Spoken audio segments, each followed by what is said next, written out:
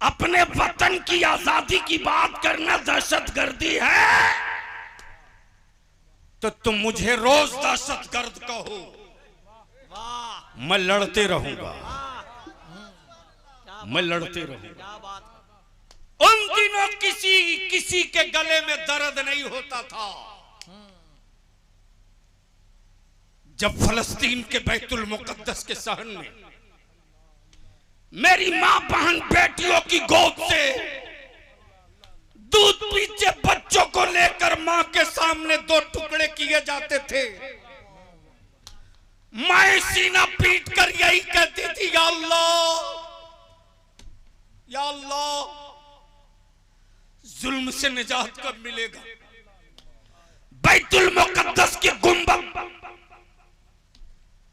बैतुल मुकद्दस के गुंबद के साए में माओ ने बेटों को लुटते देखा, जवान बेटों के टुकड़े देखा। यूएनओ चुप, अमेरिका चुप, मिस्र खामोश, सूडान चुप। लेकिन बरसों बाद जब अली के गुलामों ने, हुसैन के वफादारों ने, नबी के आशिकों ने, क्या बात है, अपनी जमीन पर, अपनी जमीन पर, अपनी मिट्टी पर बैतुल मुकद्दस की आजादी का झंडा गाड़ दिया तो अब कलेजे फट रहे, दर्द हो रहा, टीस मार रहा। कुछ लोगों ने क्या चुटकी में मसल देंगे। बलियाबी कहता, याद रखना, हुकूमतों को मसलना आसान है, नबी के आशिकों को मसलना आसान नहीं है। 1847 में, 1847 में हिटलर ने जिन यहूदियों को मार के भगाया, उन यहूदियों को अमेरिका ने पनाह नहीं दिया, ब्रिटेन ने जगह नहीं दिया, फ्रांस ने पनाह नहीं दिया, इटली ने छुपने की जगह नहीं दिया। लेकिन मजलूमों को पनाह देने के लिए उसी फलस्तीन के मुसलमानों ने कहा, आओ,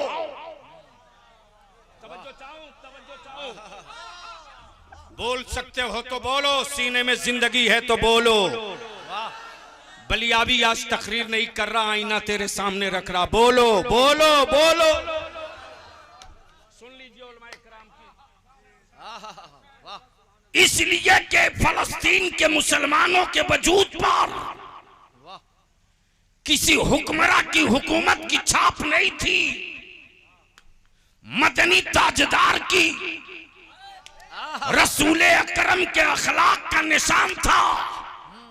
मक्के में जिसका कोई न था उसका मुस्तफा था, मदीने में जिसका कोई न था उसका मुस्तफा था। उस मुस्तफा की उम्मत ने कहा, तुझे ब्रिटेन नहीं जगह देता, अमेरिका नहीं देता, बर्तानिया छुपने नहीं देता, तुझे खिलाऊंगा भी, तुझे रखूंगा भी, तुझे जमीन भी दूंगा, तुझे घर भी दूंगा, तुझे पानी भी दूंगा, तुझे गल्ला भी दूंगा।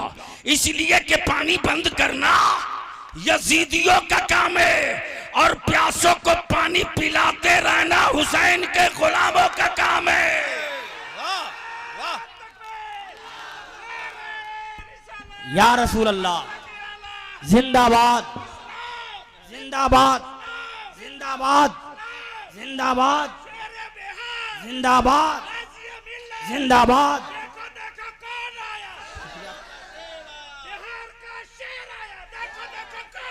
बिहार का शेर आया, वाह वाह वाह, क्या बात है। ये पोजीशन क्लियर हो गई कि जिसे कोई जगह नहीं देगा उसे नबी का गुलाम जगह देगा। और भारत के इतिहास का पन्ना पलटो, पलटो, भारत के इतिहास का पन्ना पलटो। जब इंदिरा गांधी को यूपी के रायबरेली में राजनीति के दबाव से विकलांग बना दिया गया, मुसलमानों ने कहा मैडम घबराओ मत, हम अभी जिंदा हैं। जब डॉक्टर बाबा साहब भीमराव अंबेडकर को महाराष्ट्र के सामंतवादियों ने चक्का जाम करके कह दिया दलित को पार्लियामेंट न जाने देंगे, बंगाल के मुर्शिदाबाद के मुसलमानों ने कहा अंबेडकर घबराओ मत, अभी नबी वाले जिंदा हैं। और जब अभी 2014 में राहुल गांधी को 24 में हाँ हाँ हाँ इससे पहले हाँ 24 2019 में जब रायबरेली और अमेठी में राहुल गांधी का चक्का जाम होने लगा तो वायनाड के मुसलमानों ने कहा घबराओ मत, अभी नबी का गुलाम है। क्या बात है, तवज्जो चाहो, ये मेरी तारीख है, ये नबी के गुलामों का इतिहास है, ये रसूल के वफादारों की पहचान है कि जब सब ठुकरा दे तो हम गले लगाते हैं। तवज्जो चाहो, क्या तेवर है, वाह वाह तवज्जो चाहो, दिल लगा के बोलोगे तो तकलीफ है, सुन लो, बोला जा वाह वाह वाह बहुत उम्दा। लेकिन इसी भारत में मेरे बच्चों की मॉब लिंचिंग हुई। मॉब लिंचिंग करने वालों को कोई दहशतगर्द नहीं बोला, ट्रेन में चुन चुन के दाढ़ी देख के मारा गया। मारने वालों को कोई आतंकवादी नहीं बोला। मेरी मस्जिदों को दीन में बुलडोजर से तोड़ दिया, तोड़ने वालों को कोई दहशतगर्द नहीं बोला। लेकिन आज बैतुल मुकद्दस की आजादी के लिए, नबी के दीन के हुर्मत के लिए अपनी जमीन की बात करे फलस्तीन का गरीब मुसलमान तो ये न बोले दहशतगर्द है, भारत के किराए के भड़वे बोले दहशतगर्द है। बलियाबी कहता सुनो सुनो, इस्लाम फौजियों का मजहब नहीं है, इस्लाम नबी के आशिकों का मजहब है। नारे तकबीर, नारे रिसालत, और जोर से खड़े होकर के नारे तकबीर, नारे रिसालत, मसलक आला हजरत अजमत मुस्तफा कॉन्फ्रेंस अल्लामा गुलाम रसूल बलियावी गाजी मिल्लत, नारे तकबीर, नारे रिसालत। वाह वाह हक है, हक है, वाह बहुत क्या तेवर है, वाह वाह सुभान अल्लाह। बोला जाए हजरत, बहुत अच्छा, हो जाए हो जाए। अपनी जमीन और मिल्कियत की बात करना आतंक है, वाह बहुत। तो उठाओ वो कड़ी। जब इसी भारत की मिट्टी पर राष्ट्रपिता गांधी के नेतृत्व में अल्लामा फजल खैराबादी, खान अब्दुल गफ्फार खान, मौलाना अबुल कलाम आजाद, मौलाना हसरत मोहानी, अल्लामा मौलाना काफी अली, मौलाना किफायत अली, सिवान के मौलाना मजहरुल हक, सिवान के मौलाना मजहरुल हक, ये सारे लोग राष्ट्रपिता बापू के नेतृत्व में अंग्रेजों के खिलाफ खड़े हुए थे। तो विक्टोरिया के गुंडों ने क्या कहा था, आजादी की बात करने वाले दहशतगर्द हैं। क्या बात है, क्या बात है, पढ़े लिखो की तवज्जो चाहो, पढ़े लिखो की। अपने वतन की आजादी की बात करना दहशतगर्दी है तो तुम मुझे रोज दहशतगर्द कहो, मैं लड़ते रहूंगा, मैं लड़ते रहूंगा। उन दिनों किसी के गले में दर्द नहीं होता था जब फलस्तीन के बैतुल मुकद्दस के सहन में मेरी मां बहन बेटियों की गोद से दूध पीछे बच्चों को लेकर मां के सामने दो टुकड़े किए जाते थे। मां सीना पीट कर यही कहती थी, या अल्लाह, या अल्लाह, जुल्म से निजात कब मिलेगा। बैतुल मुकद्दस के गुंबद, बैतुल मुकद्दस के गुंबद के साए में माओ ने बेटों को लुटते देखा, जवान बेटों के टुकड़े देखा। यूएनओ चुप, अमेरिका चुप, मिस्र खामोश, सूडान चुप। लेकिन बरसों बाद जब अली के गुलामों ने, हुसैन के वफादारों ने, नबी के आशिकों ने, क्या बात है, अपनी जमीन पर, अपनी जमीन पर, अपनी मिट्टी पर बैतुल मुकद्दस की आजादी का झंडा गाड़ दिया, तो अब कलेजे फट रहे, दर्द हो रहा, टीस मार रहा। कुछ लोगों ने कहा चुटकी में मसल देंगे। बलियाबी कहता याद रखना, हुकूमतों को मसलना आसान है, नबी के आशिकों को मसलना आसान नहीं है। क्या बात, ये मुमकिन नहीं है। और इसका तो तुमने एक नहीं अनेकों बार रिहर्सल कर लिया, अनेकों बार। बद्र में मसलना चाहा, 313 ने औकात बता दिया। बद्र में बदलना चाहा, 313 ने औकात बता दिया। करबला में 22,000 मिलकर बदलना चाहा, क्या बात है, 72 ने औकात बता दिया। इसी भारत का एक राजा, मेरा खाजा, क्या बात है, क्या बात है, क्या रंग है, वाह वाह वाह। भारत का एक राजा, एक राजा वजूद को बदलना चाहा, एक ख्वाजा ने सारी हैसियत बता दी। एक ख्वाजा ने, या रसूल अल्लाह, जिंदाबाद, जिंदाबाद, जिंदाबाद,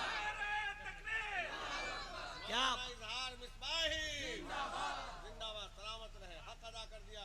और जब नबी की अजमत, रसूल की रिफात, मुस्तफा की शौकत, महबूब की बुलंदी पर जब सऊदिया के ज़कातखोरों ने पत्थर मारना चाहा, तो बरेली के एक इमाम अहमद रजा ने पूरा नक्शा बना दिया।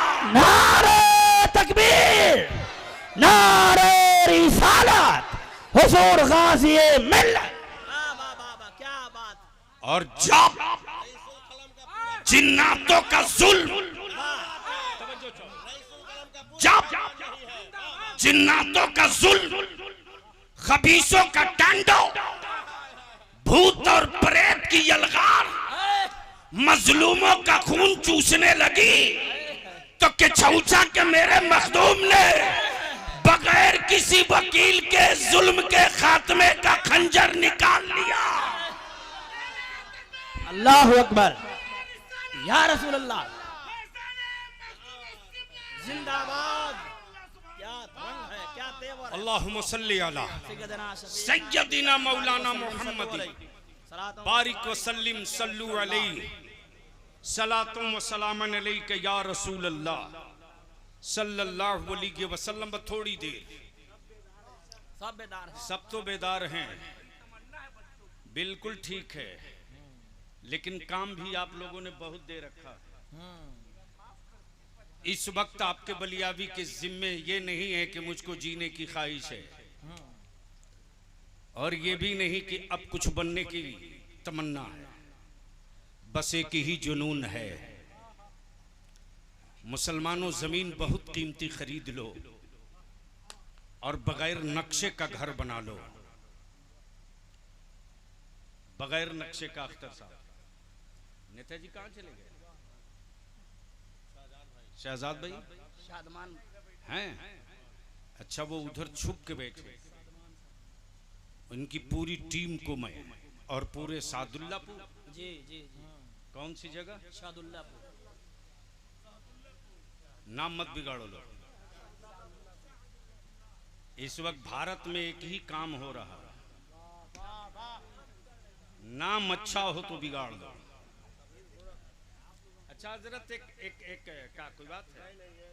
बहुत अच्छी लगी इनको तकरीर, तो मुबारकबादी देने आए थे। चलो सुनिए सुनिए बड़े साहब, कौन और बोलने के लिए? बड़े साहब सलाम अलैकुम। अब तर गए। अब कौन फौज में भर्ती हो खबर तू? भागा मत। जल से सेना,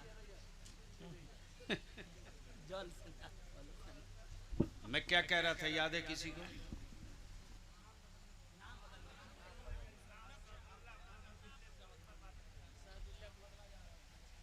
उलमाए कराम तवज्जो दें। आजकल तो पूरी दुनिया में मेडिकल साइंस की बल्ले बल्ले है। एक बात बताओ, सादुल्लापुर में तशरीफ लाए ईमान वालों, इंसानों, मजहब चाहे जो हो, धर्म चाहे जो हो, कोई बीमार पड़े और डॉक्टर के पास जाए और डॉक्टर आला लगा करके तुरंत बोले आपकी किडनी डैमेज है, मान लेते हो कि नहीं? अरे बोलो ना। उसने आपकी खराब किडनी दिखाया नहीं, बोला आपने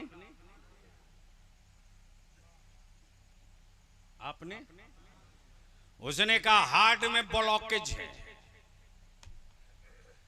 कौन नस कहां ब्लॉक है देखा तो नहीं, माना कि नहीं? मान लिया।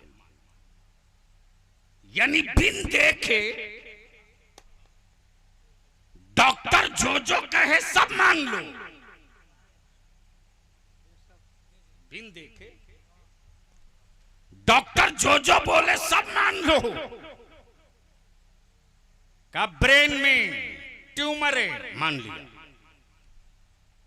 तिल में पथरी है, मान लिया। हार्ट में ब्लॉकेज है, मान लिया। ब्लड में कैंसर है, मान लिया। देखा किसी को नहीं।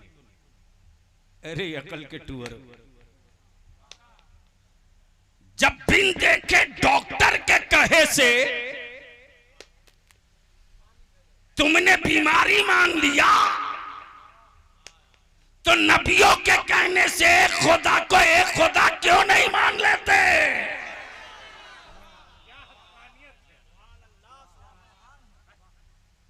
अब जहन को यही रोक लेना। मुखबिर खबर, मुखबिर खबर, दिल लगाएंगे तो बात बन जाएगी मोहब्बत से। ये आगे वाले बोल रहे हैं, पीछे वाले तो लगता है कसम खा के आए हैं कि बोलूंगा निकाह टूट जाएगा। ऐसी बात नहीं है। सारा मजमा मोहब्बत से, मोहब्बत से, मोहब्बत से बोल दो, बोल दो, बोल दो। मुखबिर खबर, निकलते हुए चांद ने, डूबते हुए सूरज ने, बिछी हुई जमीन में, बिछी हुई जमीन, जमीन के अंदर सोना भी, तांबा भी, पीतल भी, चांदी भी, लोहा भी, एल्युमिनियम भी, गैस भी, पेट्रोल भी, डीजल भी, जहर भी, शिफा भी। तवज्जो चाहूं, हजरत एक शीशी में शहद और जहर दोनों रह सकता क्या? अरे बोलो ना।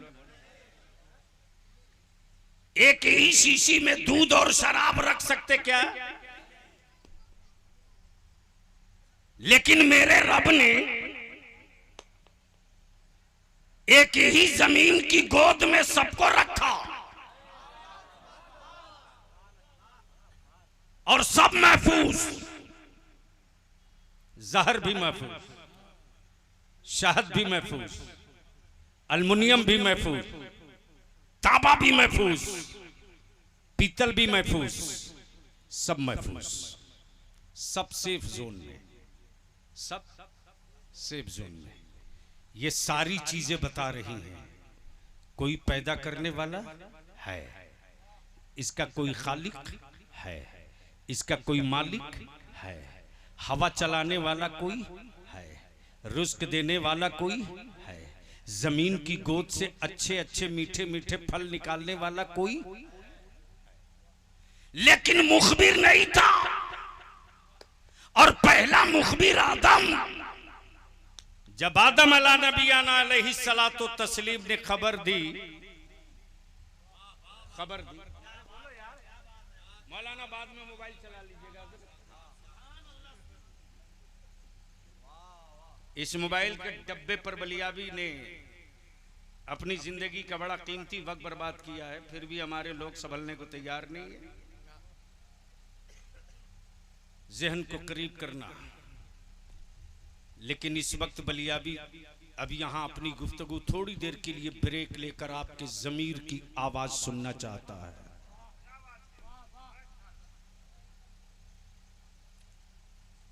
एक बात बता दे मुसलमान, मुझको जमीन बहुत कीमती खरीद लो। दिल्ली में, मुंबई में, सिवान में, पटना में, गोपालगंज में, कोलकाता में,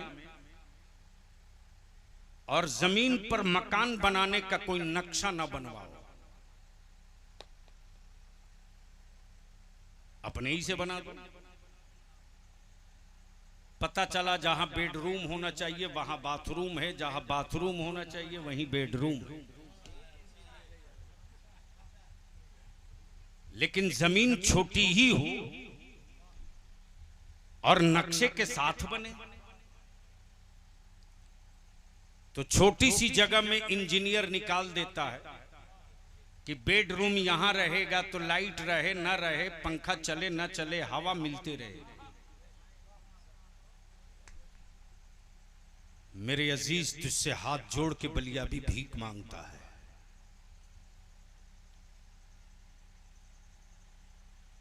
मकानों का नक्शा तो तूने बना लिया, अपनी नस्लों का नक्शा तुम कब बनाओगे?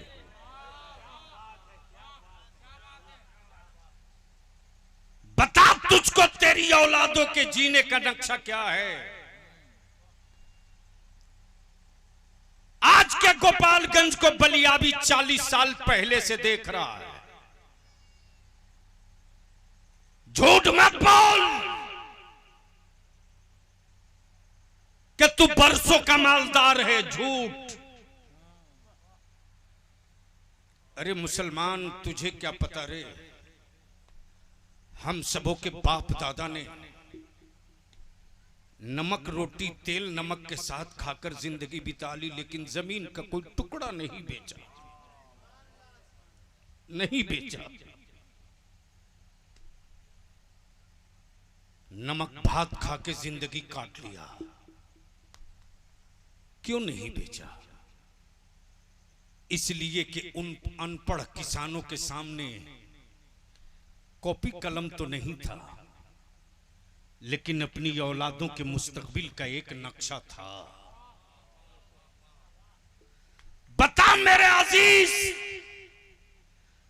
तुमने मैट्रिक किया, तुमने बीएड किया, तुमने ग्रेजुएशन किया, तुमने एमएड किया, तुमने दुबई देखा, तुमने कुवैत देखा, तूने अबूधाबी देखा, तूने सऊदी देखा। बता तेरी औलादों के लिए क्या जिंदगी का कैलेंडर है? कोई नक्शा है? कुछ नहीं।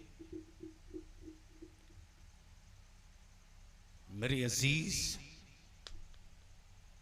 बलियाबी तो तुझसे सिर्फ 5 साल की भीख मांग रहा है, सिर्फ 5 साल की। 10-20 साल मत दो, सिर्फ 5 साल, सिर्फ 5 साल। 5 साल के बाद मेरी औलादों को कोई हुक्मरान आंख दिखाने की गलती नहीं करेगा। तवज्जो चाहूं, डर नहीं रहे तो सुनिए, ये झूठे की गारंटी नहीं है, सच्चे की गारंटी है।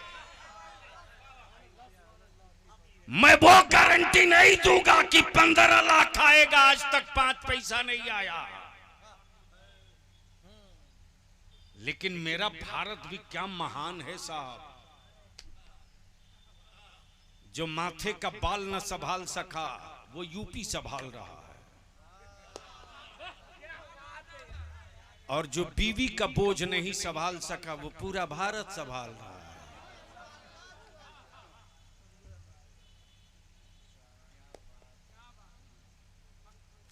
लेकिन इस मेडिकल हाईटेक के दौर में अमेरिका ने कहा कि देखो मैं मेडिकल साइंस में इतना डेवलप कर गया हूं, जैसे इस्राइल बोलता था कि आधुनिक हथियार में मैं इतना ऊपर हूं कि सुपर हूं, इतना ऊपर हूं कि सुपर हूं। अब मुट्ठी भर निकल गए नबी वाले, तो आज 3 दिन से कह रहे हैं कोई है।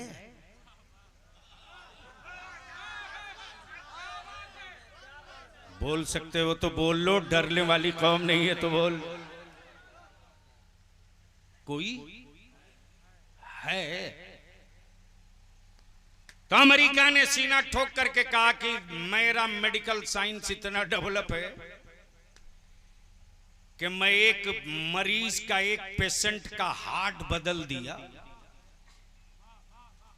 बरक दो बाबू, बड़ी मोहब्बत से बच्चे हमारे प्रोग्राम में लगे, प्लीज बैठ जाओ, तवज्जो चाहूं। क्या कहा?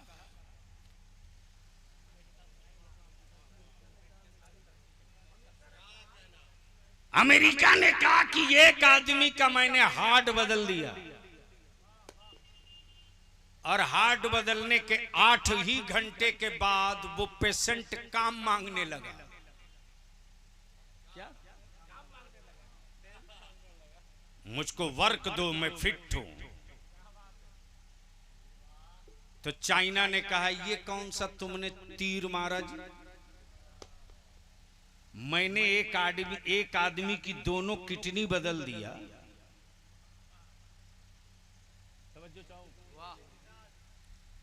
तो 6 घंटे के बाद वो काम मांगने लगा। तो भारत ने कहा तुम दोनों बेवकूफ हो, हमने सिर्फ एक आदमी बदला है, आज पूरा भारत काम मांग रहा है।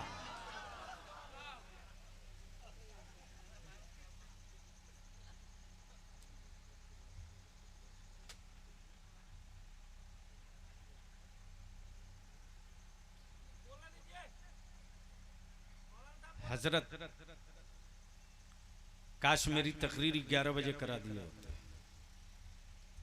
लेकिन मैं आपकी भी मजबूरी समझता हूं।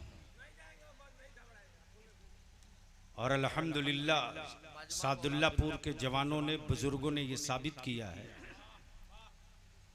कि गोपालगंज में ठीक है पैसों के बल पे कुछ घर के लोग आवारा हो सकते हैं, लेकिन मुस्तफ़ा के गुलामों के जिस्म में अभी इश्क़ रसूल की चिंगारी बची हुई है। बलिया भी तुझसे सिर्फ थोड़ी सी भीख मांगता 5 साल के लिए। प्लीज ए बेटे, नहीं नहीं मैं भूल जाऊंगा, तवज्जो चाहो, सिर्फ 5 साल के लिए। बहुत अच्छा। वोट नहीं मांग रहा, पैसा नहीं मांग रहा। वैसे मैं जान रहा हूं कि आने वाले इलेक्शन में मुसलमानों के मोहल्ले में कोई वोट मांगने नहीं आएगा, इसलिए कि लोग खुशियों की मिठाई बांट रहे हैं कि मैंने तो इस कम्युनिटी को विकलांग बना दिया है। लेकिन 11 नवंबर से जो दवा बलियावी देगा, एक एक खुराक, और इदारे शरिया की जो तहरीक बेदारी चली है, तो ढेर बेहोशों को होश में ला देगा। अगर कोई अपनी पगली औलाद के लिए जीने की तमन्ना रख सकता है, तो बलियाबी अपने बाशऊर बच्चों के मुस्तकबिल के लिए मरने का हौसला क्यों नहीं रख सकता? लड़ाई तो होगी।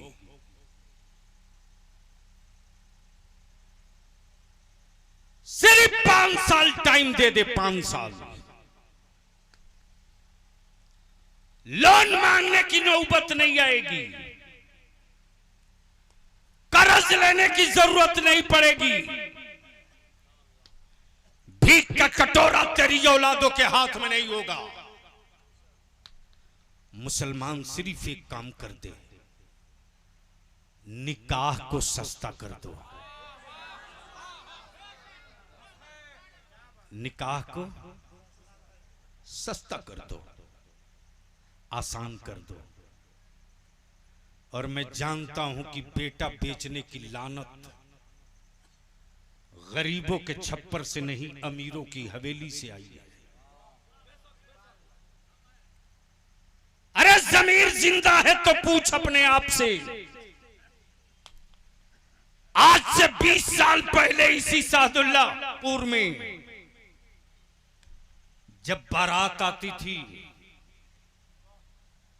जब बेटियों की बारात आती थी, तो इसी जमीन पर दस्तरखान बिछाकर लोग खाना खिलाते थे, सुन्नत अदा होती थी। बोलो सही है कि गलत? अरे जोर से बोलो ना, जोर से बोलो, सही है कि गलत? गलती से अगर किसी को कह दीजिए कि ये प्लेट है, लीजिए खाना खा लीजिए, तो ये हमारे शायरी इस्लाम इंजीनियर साहब और अख्तर जिया साहब सीधे भड़क के खड़े हो जाएंगे, बोले भिखमंगा समझाए क्या? क्या मौलाना बोलेंगे ना? क्या हजरत कह दिया कि ये प्लेट लीजिए और खा लीजिए? लेकिन मुसलमान तू इस वक्त कितना वीआईपी भिखमंगा बन गया है रे। बारात में जाता है तो कटोरा और प्याली लेके लाइन में खड़ा है। क्या गैरत अंदर से जागती है? रहम कर दो मेरी बच्चियों पर। बलियाबी ने, इदारे शरिया ने यह आहद किया, भारत में कुछ पागलों को तैयार किया गया है कि तुम नबी रहमत की इज्जत पे पत्थर मारो,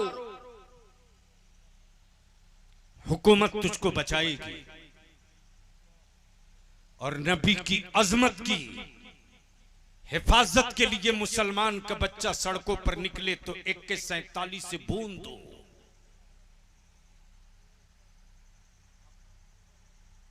तीन साल पहले यही ड्रामा हुआ था। रांची में छोटे छोटे बच्चे उतरे थे, फेक न्यूज पे उतर गए थे। हमारे बच्चों को पुलिस की वर्दी के पहने हुए वर्दीधारी गुंडे मेरे बच्चों का पहले भरोसा जीते। करीब आओ। हमारे बच्चों ने अपना हमदर्द समझकर कुर्बत करीब किया, कहा अब घर जाओ। जब बच्चे जाने लगे तो हमारे बच्चों के पीठ में गोलियां मारी गई। नन्ही नन्ही जान नामूसे रिसालत के लिए दम तोड़ते रही। तेरे बलियाबी को खबर मिली, मैंने कहा हुक्मरानों कान खोल के सुनो, भारत में मेरी दुकानें लुटती रही, हमने कानून को हाथ में नहीं लिया। मेरे मकान जलाए गए, हम चुप रहे। मेरे नबी की इज्जत पे हाथ डालोगे ना, मेरे रसूल की इज्जत पे हाथ डालोगे तो अब तक तो तारीख में एक करबला दिखा है, रसूल की इज्जत के लिए हर शहर करबला बन जाए। नारे रिसालत, मसलके आला हजरत, अजमते मुस्तफा कॉन्फ्रेंस, हुजूर गाज़ी मिल्लत नारे तकबीर। लावारिस समझ लिया है लोगों ने मेरी औलादों को। जब जाओ उठाकर आतंकवादी कह के डाल दो। जिया साहब एमपी था, सुनो गौर से, जमीर जिंदा है तो, मर गया है तो कोई टेंशन नहीं बलियाबी को। मरी हुई लाशों को ढोने से कोई फायदा नहीं। जिंदगी बाकी हो तो एक धड़कन काफी है मुस्तकबिल बदलने के लिए। तवज्जो चाहो। अख्तर भाई एमपी था, गया। खबर मिली हमारे 7 बच्चों को पहाड़ पर ले जाकर इनकाउंटर किया गया।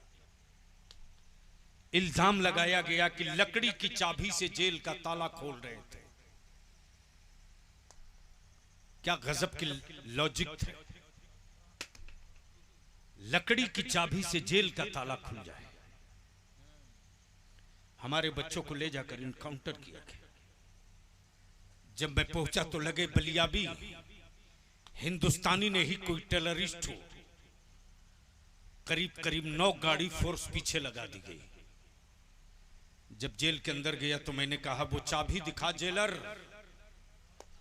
जिस लकड़ी की चाबी से मेरे बच्चों ने तेरा ताला खोला था। अगर जमीर में जिंदगी हो तो बोल दो,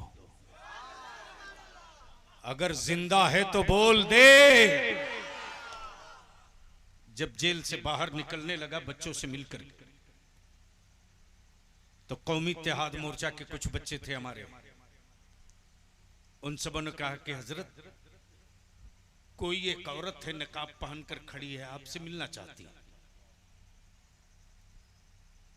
बलियाबी आज भी अपने को रोक नहीं पाता है, बर्दाश्त नहीं होता।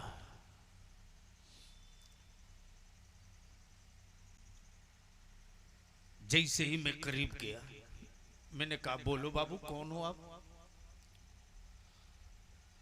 बोले, मुझको पता नहीं था कि आप ही मौलाना बलियाबी हो।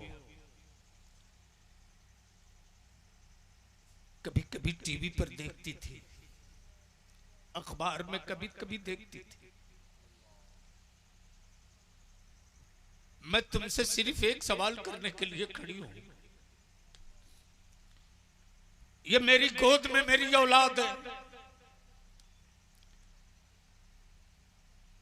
6 माह की उम्र हो चुकी है।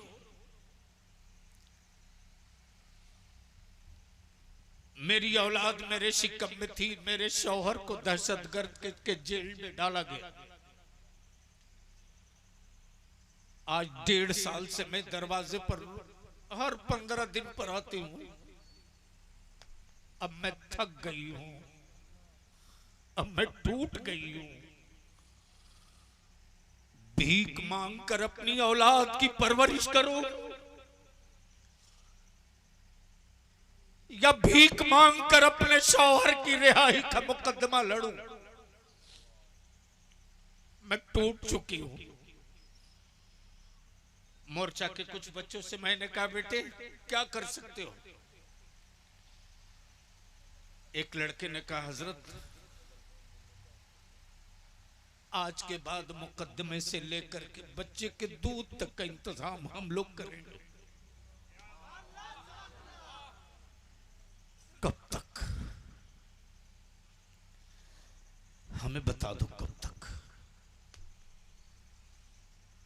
32 साल, 30 साल, 25 साल मेरे बच्चों को जेल की सलाखों में डाल के रखा जाता। सेकुलर कहलाने वाला एक खड़ा होकर कभी नहीं बोला कि जिन बच्चों पर जुर्म साबित ना हो सका उन ईडी और उन आईबी और सीबीआई के अफसरों पर कार्रवाई कब करोगे, जब बगैर सबूत के इन बच्चों को दहशतगर्द कहा गया। भारत में किसी एक आदिवासी के बेटे के चेहरे पर कोई पेशाब कर दे, तो पूरा देश खड़ा हो जाता है। हमारी बेटियों की आबरू से कोई रोज खेले, एक लफ्ज नहीं निकलता, फैसला आप कर लो। तब बलियाबी ने बिहार, झारखंड, उड़ीसा, बंगाल, 4 स्टेट के 700 उलमा को पटने में बुलाया। उसमें डॉक्टर भी थे, वकील भी थे, इंजीनियर भी थे, रिटायर्ड आईएएस भी थे, आईपीएस भी थे। मैंने कहा अब कब उतरोगे मैदान में, तय करो। तब हुआ कि 5 एजेंडे पर इदारे शरिया की तहरीक बेदारी चले। पहला, नामूसे रिसालत पर कानून बनाओ। मेरे नबी के साथ अगर किसी भी धर्म के महानुभाव को की इज्जत से कोई खेलवाड़ करे तो ऐसे लोगों पर देशद्रोह का मुकदमा होना चाहिए, किसी भी धर्म का। और दूसरा बढ़ता हुआ मॉब लिंचिंग। टोपी दाढ़ी देखकर दहशतगर्द, निकाब और हिजाब देखकर मेरी बेटियों की आबरू तार तार करने का झुंड। जमीनों पर दीन के उजालों में कब्जा। अब वक्त आ गया है कि जिस तरह दलित भाइयों को इज्जत के साथ जीने के लिए दलित एक्ट बना है, उन्हीं धाराओं के साथ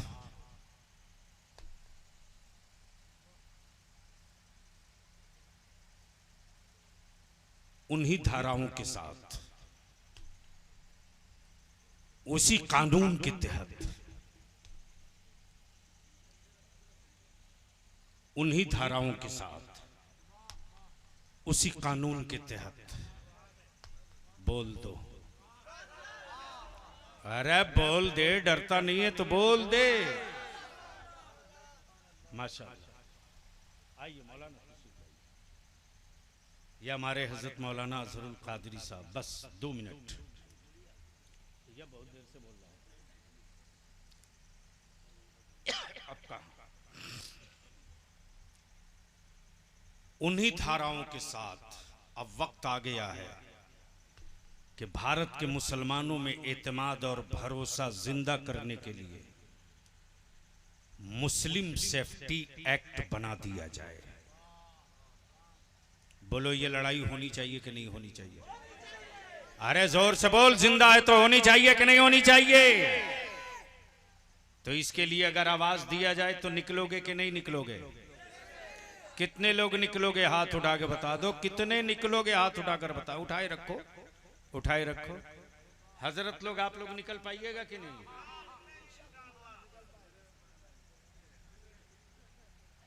मौलाना, जिस इलाके में तहरीक बेदारी की तहरीक चल पड़ी है, मैया दूध पिलाई है, तो कोई डीजे और बाजा बजा के दिखा दे। यही मेरा जवान है जो दूल्हे मियां को गांव में नहीं ढूकने दे रहा है। तो गोपालगंज के कौन स्टेडियम है? मिंज स्टेडियम में अख्तर भाई, ज्यादा हक आप लोगों का बनता है। मैंने मौलाना अख्तर जिया से भी कहा, मौलाना गयासुद्दीन से भी पहले बात हुई, मौलाना नूर आलम से भी, मौलाना रफीक आलम से भी। आज से करीब 1 साल पहले मीटिंग हो चुकी है। सोए हुए को जगाना आसान है, जगाए हुए को उठाना आसान नहीं है। अपने काम के लिए सबको फुर्सत है, नस्लों के मुस्तकबिल के लिए किसी किसी को फुर्सत है। मैं अपने उलमा से विनती करके कहूंगा, आज भी मेरी कौम का नौजवान अपने आलिमों की कितनी इज्जत करता है, अंदाजा है? हमारा कोई मंत्री मुख्यमंत्री हो रहा करे, लेकिन किसी मंत्री की जूती मेरा बच्चा सीधी नहीं करता। किसी चीफ मिनिस्टर का हाथ मेरा बच्चा नहीं चूमता, लेकिन आज भी मेरे बच्चों में आलिमों का एहतराम इतना जिंदा है कि गांव के मस्जिद के पेश इमाम का हाथ भी चूमता है, जूती भी सीधी करता है। अगर मेरा आलिम दस्तरखान पर बैठा है, हाथ धोना चाहे, तो हमारे बच्चे बगलदान लेके दौड़ जाते हैं।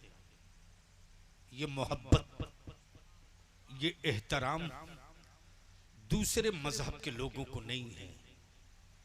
हमारी ये नस्लें मुंतजिर हैं कि आहद का अमामा बांध कर मेरा आलिम कब निकलेगा।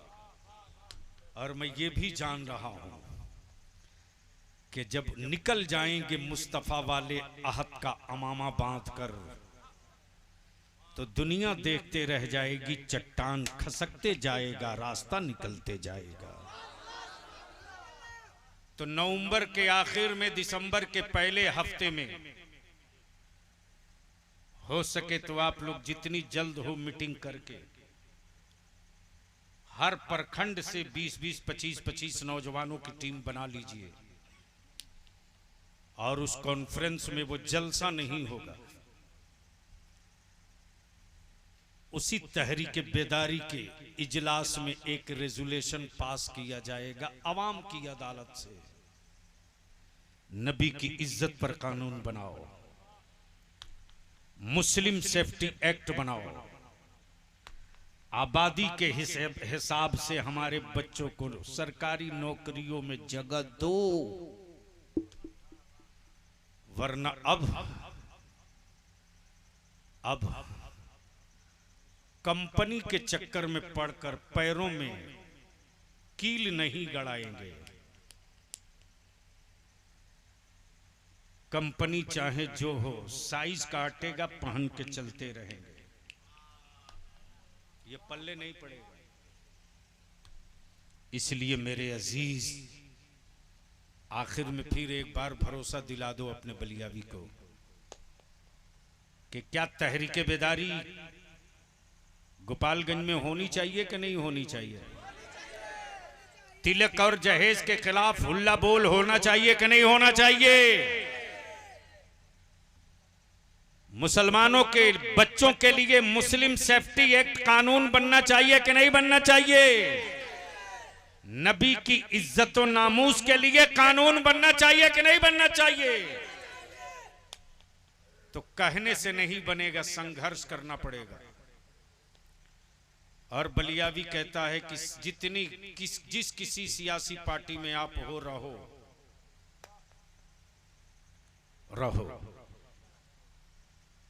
लेकिन गिर के मत रहो, खूंटा गाड़ के रहो।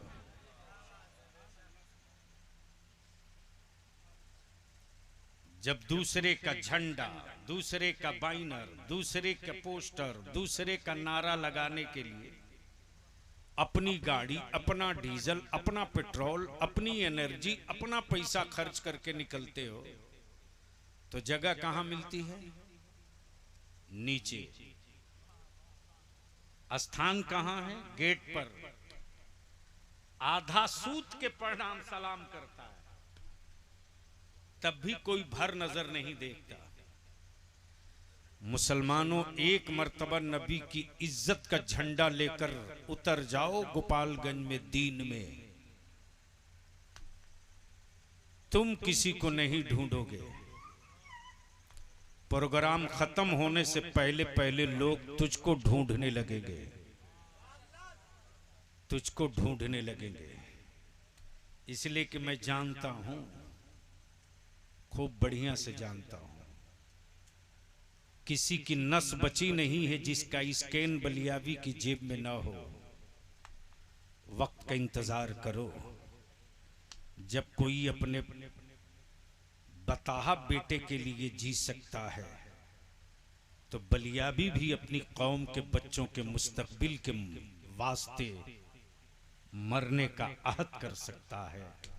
अल्लाह ताला अमले खैर की तौफीक रफ़ीक अता फरमाए और सादुल्लापुर और गिरदोनवाह के ईमान वालों की जान की, माल की, इज्जत की हिफाजत फरमाए।